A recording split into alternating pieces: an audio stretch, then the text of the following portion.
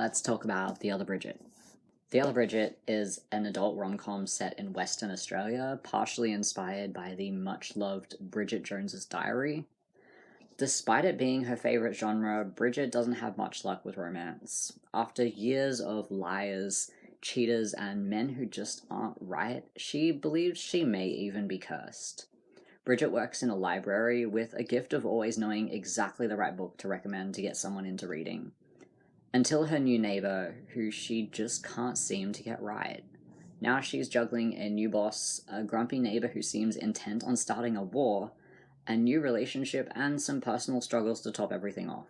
Is romance really only for fiction, or will Bridget finally get her happily ever after? I gave this book 4 out of 5 stars. I'd like to start this off by saying I'm not a romance reader at all. I just don't like it for a number of reasons, but this book was so good.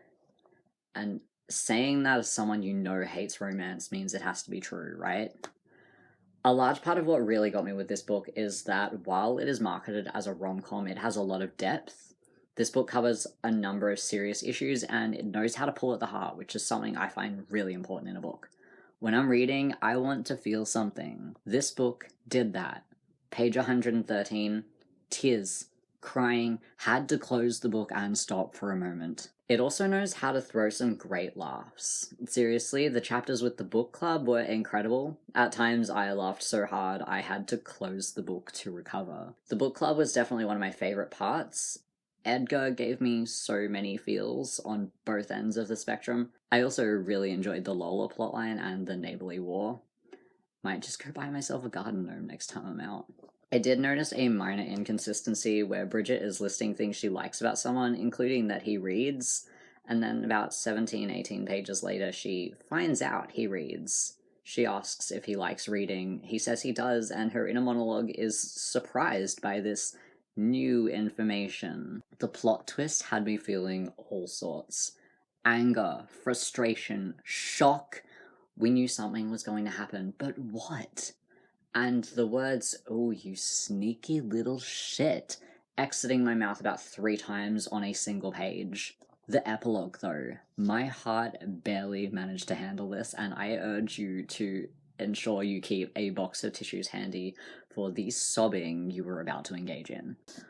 Content warnings.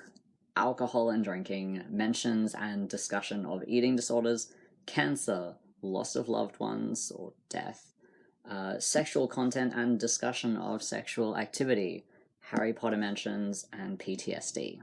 So who would I recommend this to? If you like a bit of cheeky romance, a lot of laughs, an enemies to lovers plotline, and a sprinkling of heavier subjects to even out the emotional roller coaster, I would definitely recommend giving this book a read. I was also lucky enough to get the proof copy of this book from work, so now I have 2.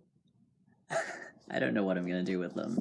This one's just sitting in a shelf for special editions now.